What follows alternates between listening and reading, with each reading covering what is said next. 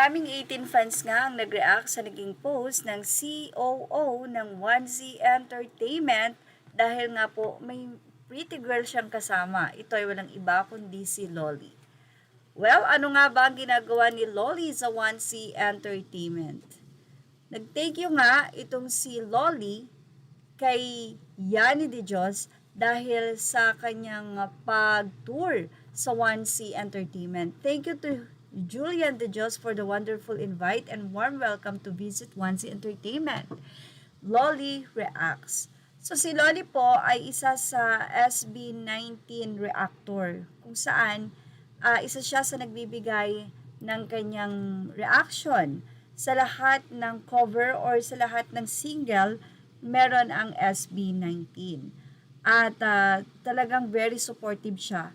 Siya ay international reactors na mayroong 113,000 subscribers sa kanyang YouTube channel at ang kanyang last video ay ang kanyang reaction sa Dam plus Aton Ball plus Dunka plus Cream Zone. Full reaction po to. So marami po sa mga 18 ang talagang nakasubaybay kay Loli. Kaya naman marami ang natutuwa nang ito ay dumalaw dito sa Pilipinas at siya ay napunta sa mismong building and office ng 1Z Entertainment kung saan ang may-ari ng nasabing 1Z Entertainment ay walang iba kundi ang SB19 members. Sila ay mga stockholders and of course ang CEO ay si Pablo at ang COO naman ay ang kapatid ni Justin na si Yani De Dios. Kumbaga siya yung Chief Operation officers. So siya yung nag-ooperate. Well, si Pablo, dahil siya ay CEO at siya yung busy, parang ganun na rin ang ginagampanan ni Yani.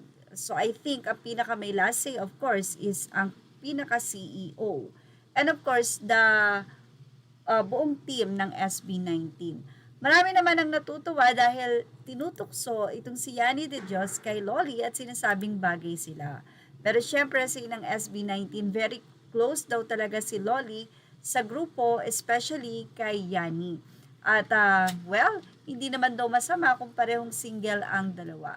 Say pa ng isa, hi Yani, yo Loli, I am one of your subscribers. Happy to see you and thanks for visiting SB19 Yani and the Philippines. Welcome, enjoy your stay and keep safe. Well, hindi natin alam kung isa ba si Loli sa manunood sa nasabi nga pong darating na concert ng SB19 sa April. So since March na to, baka naman hanggang April 18 na itong si Loli dito sa Pilipinas or maybe 2 months siya dito sa Pinas. So we don't know. Malalaman natin yan kung mayroong bang ilalabas si Loli sa kanyang vlog after the concert of SB19 ang kanilang was. Well, ano po masasay nyo about dito? Ilagay na ang inyong opinion sa ating comment section. Images are all credit to the rightful owners. Thank you for watching. Show this out.